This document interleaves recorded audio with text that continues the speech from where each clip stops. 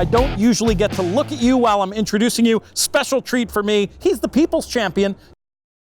The one Our Country's draw was kind of interesting. That horse had shown a lot of promise up at Saratoga for George Weaver. Gets the switch to Johnny Velasquez. It's going to save a ton of ground down in there with Johnny. I think he can turn the tables on some of these. You have had a thing for Our Country for quite some time, but Structor looks pretty tough to me on paper, figures, and form. Donna Veloce, drawing the one hole. You seem pretty interested in that. Fornatale, you say that pretty good, Donna Veloce. The rail hasn't been ideal here at Santa Anita for majority of the meet. I think it's a bad draw for Kofefi, and I liked her in this spot. I like her a lot less than I did before the draw. I like Selcourt, home field advantage. I think dirt horses that are based here in California are going to have a little bit of an edge working over this deeper racetrack.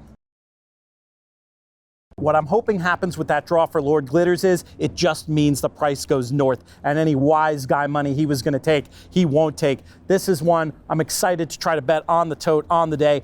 It's a speculative pick, but hoping he can work out the trip and be every bit of that 20-1 on the morning line. The 1 Giant Expectations hasn't always been the best breaker. The 2 Improbable hasn't always been the best breaker. Keep your eyes down on the inside to see what happens with those two. It could be a little bumping and jostling, and it could hurt Improbable's chances. I know that Bob Baffert seems to be pretty high on this horse. Mr. Money, for me, I think is going to sit right in behind both of them, and he might upset Omaha Beach.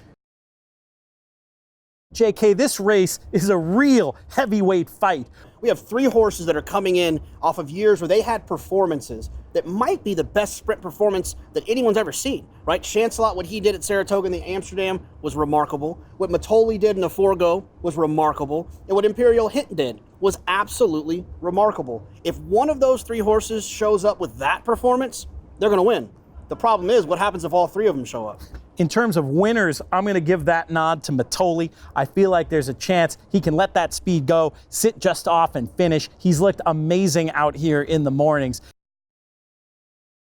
The vibes I'm hearing around about how well Code of Honor is doing, I wonder if in the end, Code of Honor could end up going favored in this race. What did you think about the draw in this year's Classic? You see those mountains back there, right? You know Bob Baffert's face is etched in those mountains. He's not going favored over McKenzie. You're playing in this year's Breeders' Cup Betting Challenge. I'm going to ask you to give something away.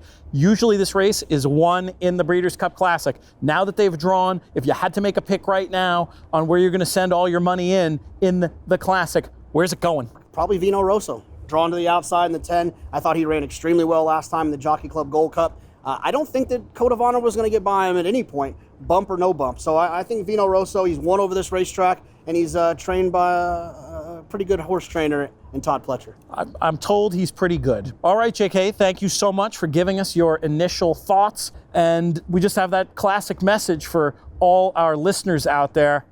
May you win all your photos.